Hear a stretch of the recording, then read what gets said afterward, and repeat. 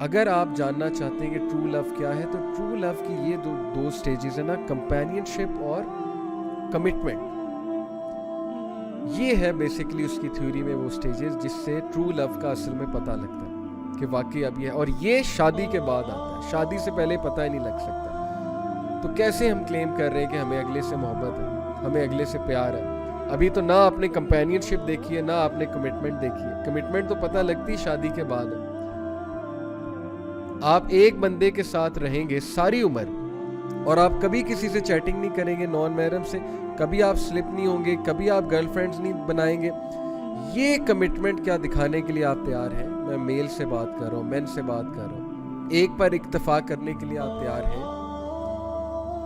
اسلام میں ویسے تو 4 شادیوں کی اجازت ہے، لیکن ہماری سوسائٹی میں چلے شادی ہوتی ہے تو ایک ہی ہے لیٹس سپوز. تو کیا آپ یہ کرنے کے لیے تیار ہیں کہ آپ کمیٹڈ ہونے کے لیے تیار ہیں؟ کیا آپ کمپینین شپ دکھانے کے لیے تیار ہیں؟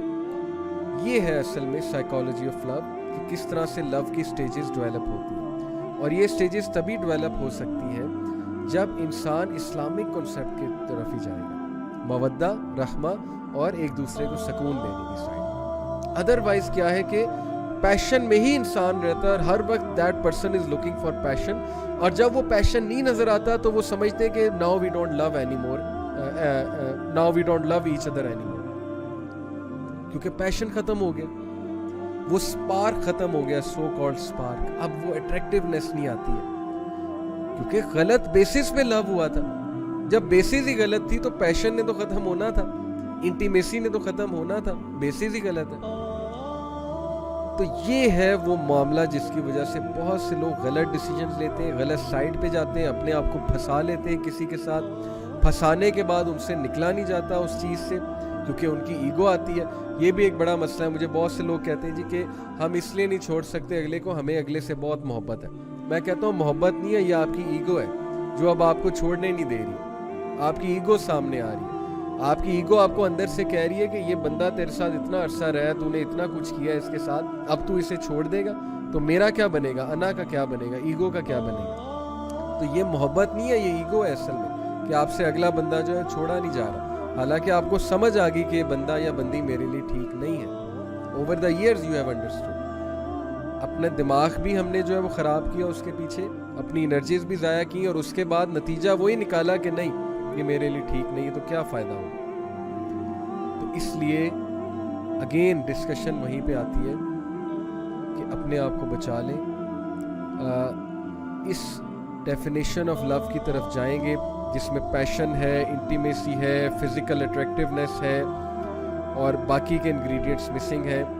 آپ اگلے کو بھی ڈیمیج کر رہے ہیں، خود بھی ڈیمیج ہو رہے ہیں، اپنے آپ کو بھی خطرے میں ڈال رہے ہیں، اس کو بھی ڈال رہے ہیں. تو پھر رزلٹ جو ہے وہ کیا ہے، وہ جو اس وقت ہماری یوتھ فیس کر رہی ہے. اور وہ کچھ ریزلٹس مینشن کرنے کے بعد میں سلوشن کی طرف آتا ہوں اور پھر بات کو ختم کرتے ہیں. سم آف دا ڈیمیجز جو میں نے اوور دا ایئرز دیکھے ہیں کاؤنسلنگز میں، ظاہر ہے کہ ارد گرد لوگ ایسے ہوتے ہیں، آپ کے دوست بھی ہوتے ہیں، بہت کچھ ہوتا ہے سامنے. Number 1 health. میں آپ کو ایک حدیث سناتا ہوں. It is such mind blowing حدیث، یعنی کہ یہ حدیث سننے کے بعد یقین کیجئے آپ کنڈیشن دیکھیں کہ ہماری کنڈیشن، ہماری سے مراد ہے یعنی ہماری یوتھ کی کنڈیشن اس وقت کیا ہوئی ہے، اور کیا ہم اس حدیث پہ پورا نہیں اترتے ہیلتھ کے حوالے سے. اور کس حوالے سے کہ جب ایک بندہ لٹرلی زومبی بن جاتا ہے اس چیز میں جا کر، اس کو سمجھ نہیں آتی کہ میں نے کیا کرنا ہے. تو پہلی جو میں نے آپ کو چیز بتائی کہ ہیلتھ ڈیمیج ہوتی ہے، سلیپ ڈس آرڈرز ہو جاتے ہیں. لوگ ساری رات باتیں کرتے ہیں، چیٹنگ کرتے ہیں، واٹس ایپ کرتے ہیں، ٹیکسٹنگ کرتے ہیں، اور ٹیکسٹنگ سے بھی اگلے مرحلے کی چیزیں کرتے ہیں. انہیں نیند ہی نہیں آتی، وہ سو ہی نہیں سکتے، وہ چیز ان کی ایڈکشن بن گئی ہے. اس کے بعد انہوں نے صبح کام پہ بھی جانا ہے، انہوں نے یونیورسٹی جانا ہے، پروجیکٹس کرنے، جو بھی کرنا ہے، وہ انتہائی ڈی موٹیویٹڈ اسٹیٹ میں صبح جاتے ہیں. دل ہی نہیں ان کا کر رہا ہوتا، ہر وقت ان کے ذہن پہ وہی سوار ہوتا ہے، نہ وہ گھر والوں کے ٹائم دے رہے ہوتے. تو کتنا ضیاع ہے، ہیلتھ کا ضیاع بھی ہے. ہیلتھ کیسے ڈیمیج ہو رہی ہے، نیند بھی پوری نہیں ہو رہی ہے، اور جو حرکتیں کر رہے ہیں ان حرکتوں کی وجہ سے بھی ہیلتھ ڈیمیج ہوتی جا رہی ہے. ظاہر ہے اسکرین پہ اتنا زیادہ بیٹھیں گے اور غلط حرکتیں ہوں گی تو فزیکل ہیلتھ تو ڈیمیج پکی ہوگی. نہ ڈائٹ ہے اچھی، نہ ایکسرسائز ہے، نہ کوئی اور چیز ہے، بلکہ وہ ساری کی ساری لسٹ اور ڈیزائر پہ بیسس چیزیں ہیں. تو ہیلتھ نے تو پکا ڈیمیج ہونا ہے. ہیلتھ ہے، سلیپ ڈس آرڈر ہے، becoming slave to desire, slave بن جانا.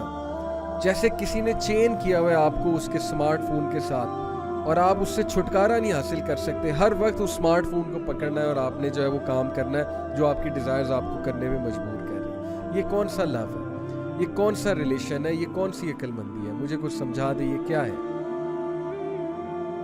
So I will tell you this hadith. This is such a mind-blowing hadith about this state جو میں نے ابھی آپ سے ڈسکس کی ہے کہ اللہ کے نبی صلی اللہ علیہ وسلم نے اس اسٹیٹ کو کیسے بیان کیا. اس کو میں کہتا ہوں زومبی اسٹیٹ، کہ یعنی جب آپ کو چیزیں جو ہے وہ سمجھ نہیں آ رہی، آپ کے سامنے ساری چیز واضح ہیں. سو پروفٹ صلی اللہ علیہ وسلم said Allah hates the one who is glutton and who shouts in at market places. کہ اللہ تعالیٰ اس شخص کو بالکل بھی پسند نہیں کرتے جو روڈ ہے، جو گلٹن ہے. گلٹن سے مراد بہت زیادہ کھاتا ہے، مطلب اوور ایٹنگ کرتا ہے، گریڈی ہے بائی نیچر، اور اس کی لسٹ اس سے کنٹرول ہی نہیں ہو رہی. یعنی جسے ہمارے سوسائٹی میں کہتے ہیں نا کہ انسان ایکسپلوڈ کر رہا ہے، پھٹا جا رہا ہے. روڈ ہے، گلٹن ہے، شاؤٹس ان دا مارکیٹ پلیس، اوچھی حرکتیں ہیں، شاؤٹنگ ہے.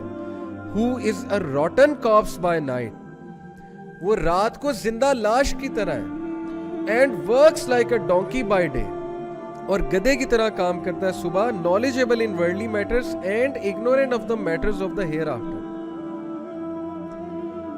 knowledgeable ہے دنیاوی معاملات میں، لیکن اخروی معاملات میں، آخرت کے معاملات میں بالکل کوئی نالج نہیں ہے. نماز روزے کا کچھ نہیں پتہ ہے. اللہ معاف کرے.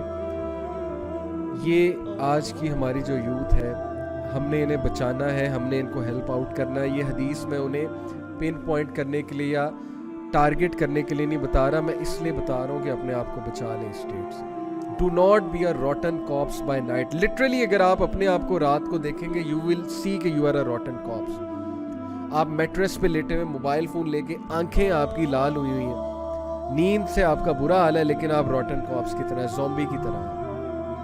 کتنی بری بات ہے، کتنا زیادہ ہم اپنا نقصان کر رہے ہیں. پلیز اس جیل سے چھٹکارا حاصل کر لیں، اس چیز سے اپنے آپ کو چھڑا لیں، ورنہ تباہی جو ہے ہمارا مقدر بن جائے.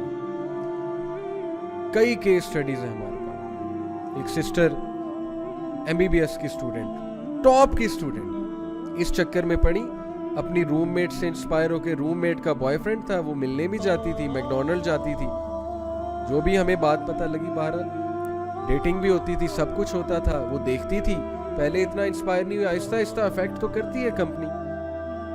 روم میٹ چینج کر لینی چاہیے تھی اسے پہلی تو یہ بات ہے، یا سمجھانا چاہیے تھا، ٹھیک ہے، اخلاص سے.